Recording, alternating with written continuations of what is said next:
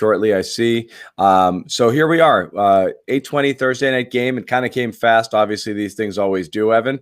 And so we've said this. This is probably the fifth time we've said this year. It's a must-win game for the Patriots. Right. This time it really feels like it, and this is going to be a one of their tougher tests. Before we get into the inactives, and there's obviously something very interesting that I think is the buzz right now among Patriots fans. We will get into that in a bit. Just a quick kind of general overview of this game right now.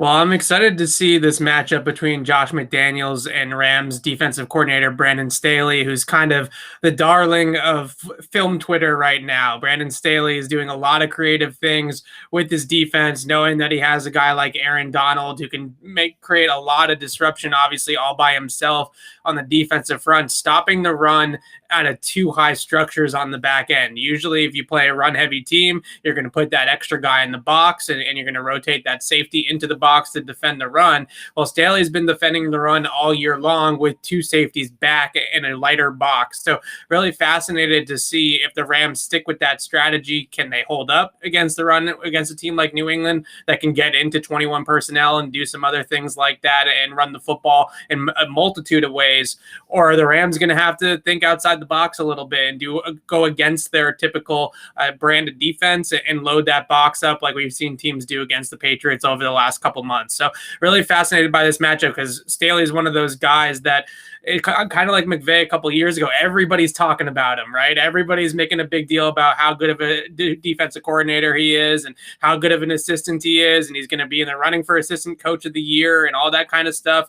But you know, every once in a while when we get those types of matchups, then Josh McDaniels and Bill Belichick make them look bad on national TV. That usually seems to be the script, at least. Right. And again, it's, you know, we saw what happened to McVay in the Super Bowl there. You can't possibly have been hotter than he was heading into that. Yeah. And that was a behind the woods sort of moment there, certainly for McVay running into the GOAT there with Belichick and that and the game plan that the Patriots put forth there. Inactives, among the things that we were looking for, the D-backs, curious if they were going to be fully loaded tonight. J.C. Jackson, Jonathan Jones are in, so that's good. Really, almost nobody is hurt and out right now, except for a major tight end switcheroo before the game. Devin Asiasi and Dalton Keene, both active. That's the first time all season both tight ends active, and they're the only two tight ends who are active tonight. Izzo was placed on IR. So that's it. You've got the kids here.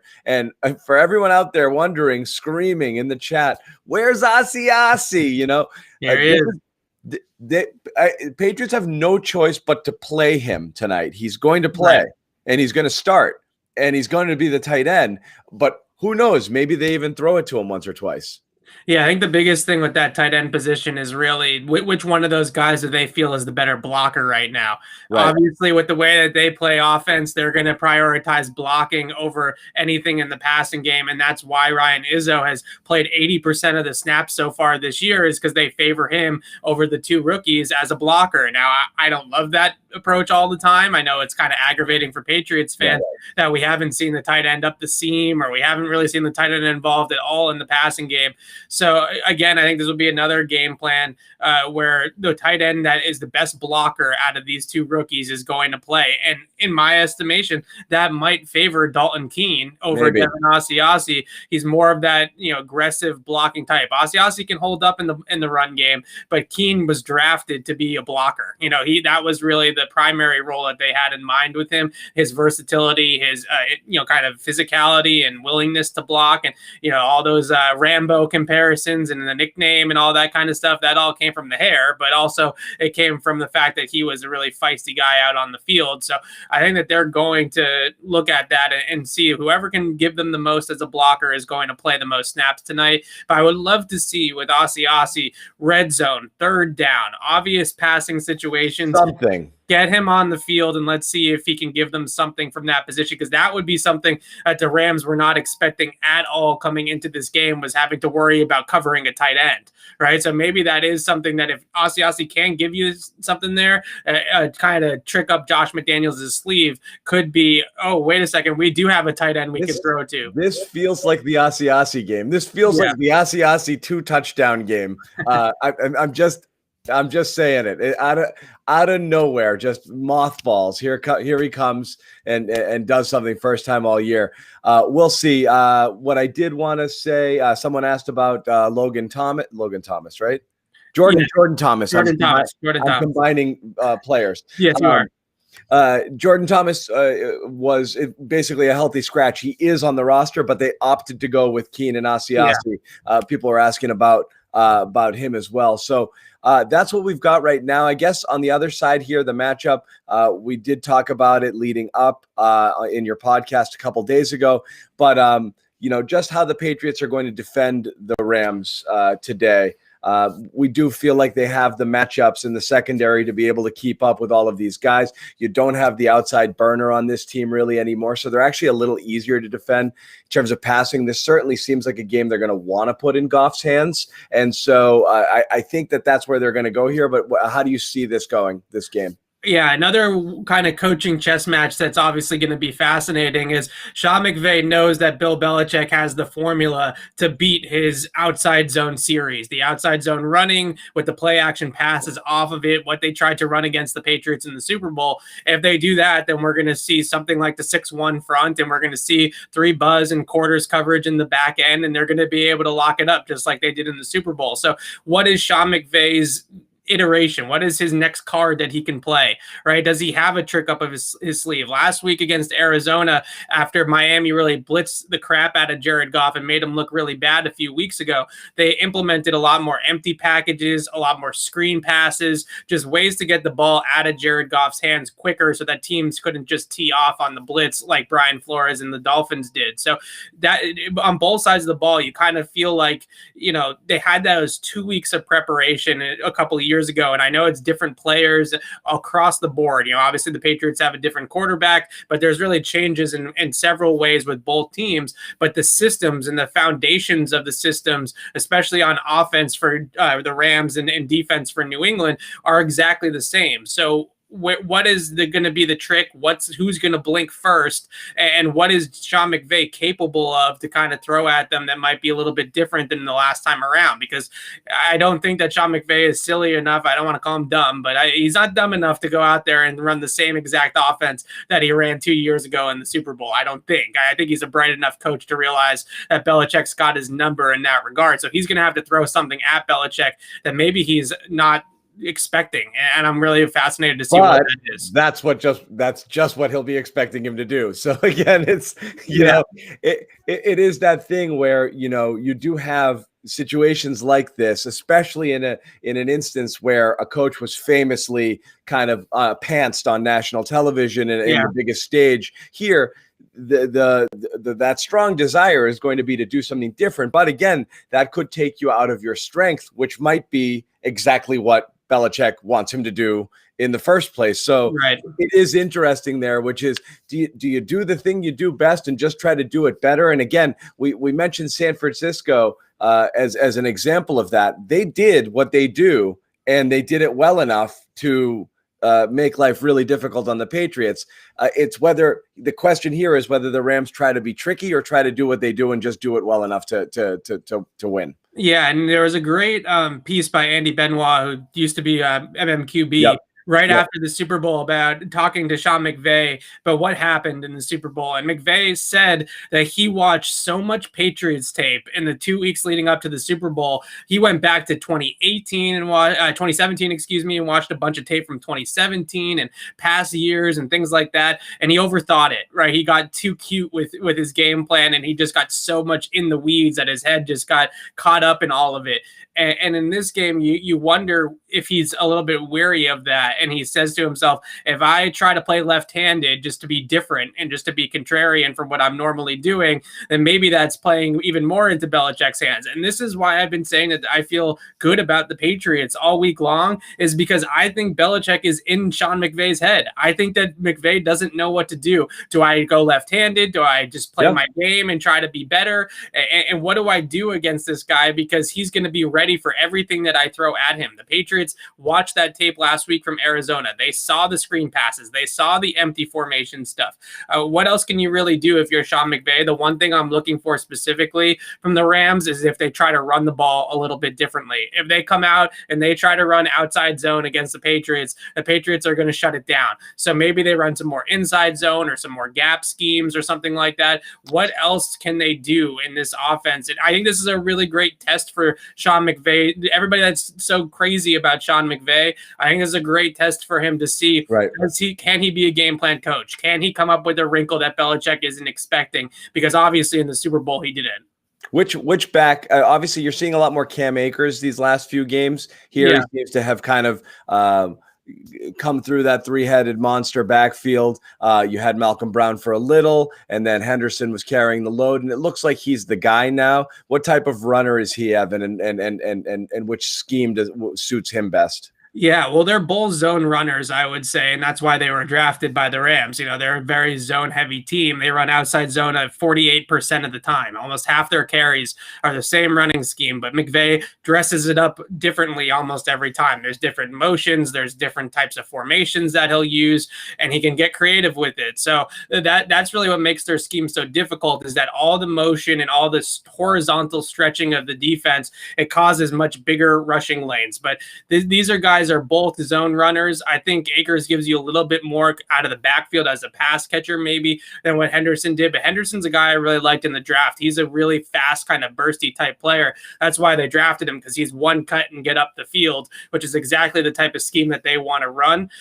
But they have been favoring Akers a lot lately, and I think that's who they are going to continue to ride. The one sort of, kind of caveat to all their running game stuff, which has been very productive this year, is their left tackle, Andrew Whitworth, is one of the best in the business. Right. He's on injured reserve, and since he got put on injured reserve a couple of weeks ago, their rushing attack has not been the same, because they love to run it off tackle, and they don't have the dominant tackle to run off of anymore. So that's a big element to this game. Another element that they could get into is some 12 personnel, 2 tight ends on the field, Everett and Higbee together out there. Maybe that could give the Patriots some problems. But when I look at this Rams team, they're not the Niners, right? They're not Kyle Juszczyk and George Kittle. They don't have those types of guys. So what is their sort of ability to really create movement on the line of scrimmage if they're not going to have a fullback, if they're not going to have a dominant blocking tight end? I'm not sure if they have that tool in their toolbox to be a vertical rushing team that really pushes the Patriots off the ball.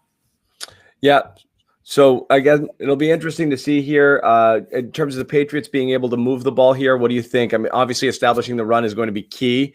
But do you want to see Cam open it up and try to throw a little bit here? Or you think they really got to stick to their guns here and stay with the run all game long?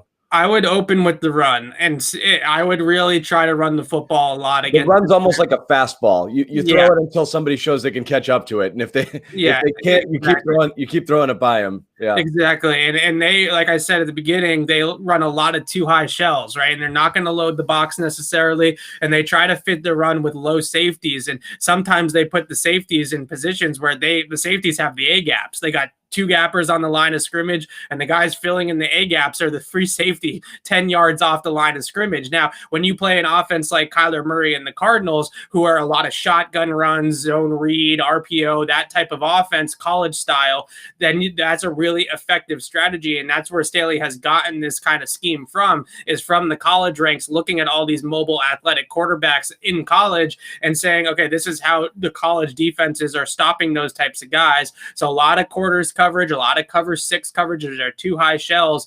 Against the Patriots, they haven't really faced a team, the Rams, this season that use a fullback very often. They face the Niners, but it's a different scheme, right? Their Niners are an outside zone team as well. So they haven't really faced a power rushing attack with the fullback in the backfield and the I formation, and they're just trying to bowl them over like bowling pins. They haven't faced that type of scheme yet this year, and they haven't faced a ton of 21 personnel yet this year. So if I was the Patriots, I would say, hey, if you want to play too high against us and put the safeties in run fits and responsible for stopping the run, then we're going to run Jakob Johnson and Damian Harris right down your throats. Right. And see if they can stop it. And really the biggest difference with the thing that, kind of makes the Rams able to defend that with two high safety shells is Aaron Donald, right? You have a guy that dominant at the line of scrimmage, and Michael Brockers is pretty stout as well. You have those two guys two-gapping on the line of scrimmage, and their ability to create disruption and not allow the offensive line to move them off the ball. It's difficult for teams to run on them still. So I'm really fascinated to see if the Patriots can get movement off the line of scrimmage with those power runs. And then if you can, the second and third level of this Rams defense is light. They're light players. Yep. Yeah, and I think they can run over them. But the question really is can you move 99? All right, we're going to take a couple questions here. We're taking you right up to kickoff, so we got a few minutes. We talked about this a little bit on your podcast. Does Stidham go in if the Pats fall behind 14 or so early in the game? I don't think so. I really think that this is Cam's team until further notice.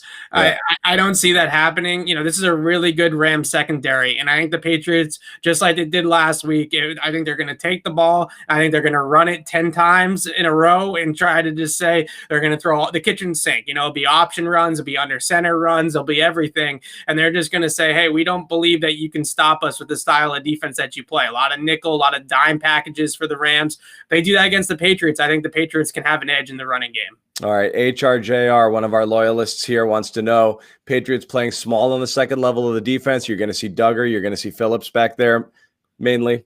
Yeah, so I really am glad that Jonathan Jones, if you're a Patriots fan, I think that's a really big one. He had a huge role in that Super Bowl, playing really a safety role, rotating into the box and taking away the crossing routes off of play action. That's a huge part of their offense. So I think him being active is really big. I think you're going to see the 6-1. I think you're going to see the 4-3 tilt. Guys on the line of scrimmage, one guy off the ball, probably Juwan Bentley, and I think they're going to try to make sure that the Rams are not going to be able to run that outside zone scheme and then marry the play action passes to it. That's how Goff is at his best. He looked pretty good last week out of those empty formations and just getting the ball out quick and throwing with anticipation to the middle of the field. But I think that really what you're going to see is wide edges, maybe dual edges, with one of those guys being Duggar on the outside on the line of scrimmage as sort of that edge force, and that ability also for Duggar. They like to slide tight ends and receivers out the backside of the formation and hit them in the flats and stuff like that. So you get some speed with Duggar and Phillips maybe, and those slot rolls that can really mitigate some of those things too. So that's really what I think that they're going to do. And then if they come out and the Rams are doing something totally different, then the Patriots will adjust. Okay, we got a little bit of a prop here. Julian wants to know, better chance, Rams score 45 or Asiasi catches a TD? Asiasi catches a TD. They're not scoring 45. No chance. No chance. Patrick Mahomes can't even score 45 against this defense. I don't think Jared Goff's going to do it. Yeah. Let's see if we have anything else here. People want to know, pass rush going to show up today? Well, it's going to have to. And in the Super Bowl, they ran a lot of 5-man pressures, stunt schemes, some of the stuff that we saw last week against the Chargers. They finally brought the house later on in the game on the Stephon Gilmore interception, but really it wasn't a whole lot of zero blitzing.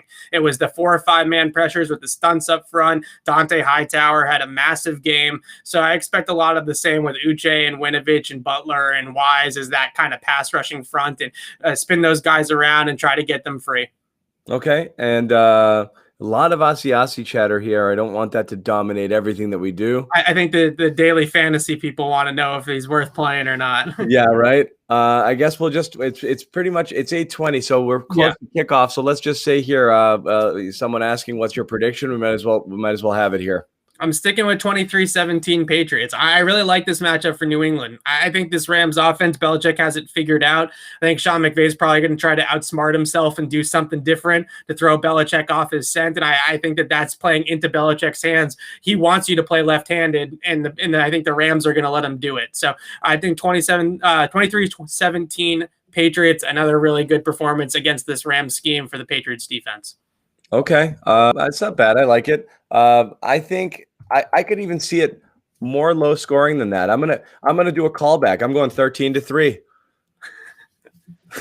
Okay. We're gonna do a repeat, exact repeat of the Super Bowl. 13-3 Patriots in this one.